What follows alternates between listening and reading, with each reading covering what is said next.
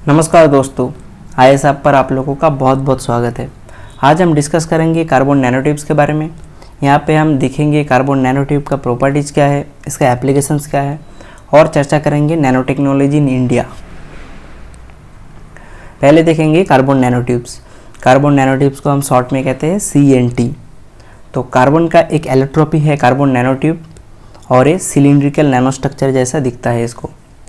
और फुलरन structure family जो है इसका पार्ट है नैनोट्यूब। लॉन्ग हॉलो स्ट्रक्चर के हिसाब से इसका नेमिंग किया जाता है।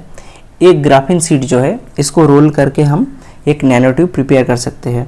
तो ग्राफीन शीट जो है ये क्या है, इसका स्ट्रक्चर है 2 डायमेंशनल और जो नैनोट्यूब होता है इसका स्ट्रक्चर होगा 3 डायमेंशनल। तो नैनोट्यूब का प्रिकर्सर मॉलिक्यूल कौन है, ग्राफीन है। नेक्स्ट हम प्रॉपर्टीज के बारे में चर्चा करेंगे। यहाँ पे देखिए high strength to weight ratio, यहाँ पे स्ट्रेंथ टू वेट रेशियो बहुत ज़्यादा होता है, इसलिए लाइट वेट स्पेसक्राफ्ट निर्माण करने के लिए हम इसको यूज कर सकते हैं।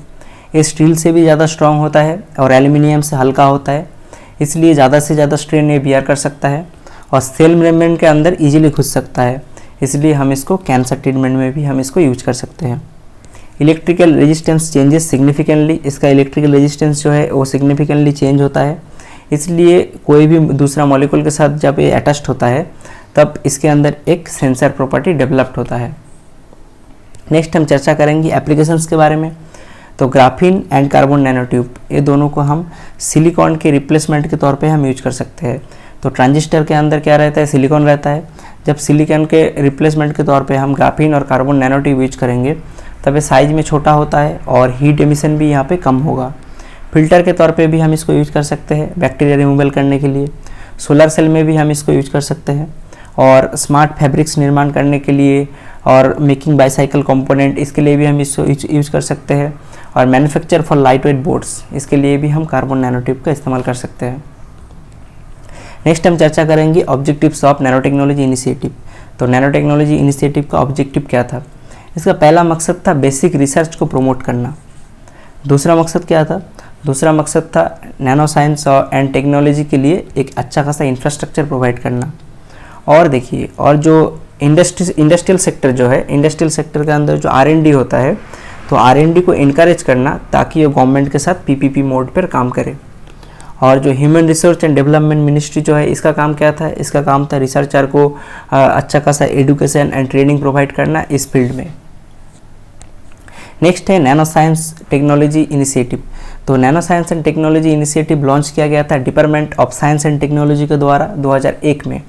इसका मेन मकसद था एक बैकग्राउंड प्रिपेयर करना और इंफ्रास्ट्रक्चर देना R&D को नैनो साइंस एंड टेक्नोलॉजी के लिए।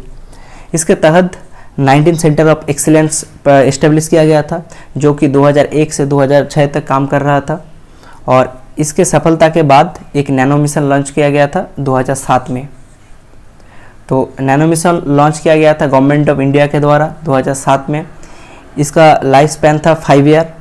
और जो इसका मेन मकसद क्या था? इसका मेन मकसद था promoting nano technology in India, nano technology को इंडिया में प्रमोट करना। इसके लिए 2 एडवाइजरी ग्रुप भी यहाँ पे बनाया गया था। एक का नाम था NSAG nano science advisory group, दूसरे का नाम क्या था?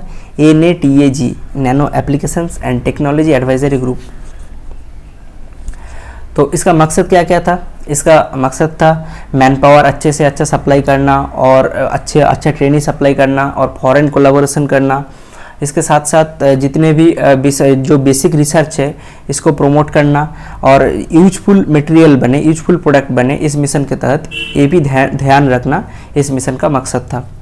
और इस एज ए आउटपुट इस मिशन का 5000 रिसर्च पेपर पब्लिश हुए थे तब, जो कि कौन कौन से फील्ड में काम कर रहे थे तब, जो कि nano hydrogel based eye drop के ऊपर काम चल रहा था, pesticide removal technology for drinking water इसके ऊपर काम चल रहा था, water filter for arsenic and fluoride removal इसके ऊपर काम चल रहा था, और nano silver based anti microbial textile coating इस सब फील्ड पे काम चल रहा था तब। तो इस मिशन के सक्सेस के बाद इसका एक दूसरा फेज भी लॉन्च किया गया था। तो तब 12 प्लानिंग कमीशन के अंदर तब 650 करोड़ रुपया एलोकेशन किया गया था तब। Thank you.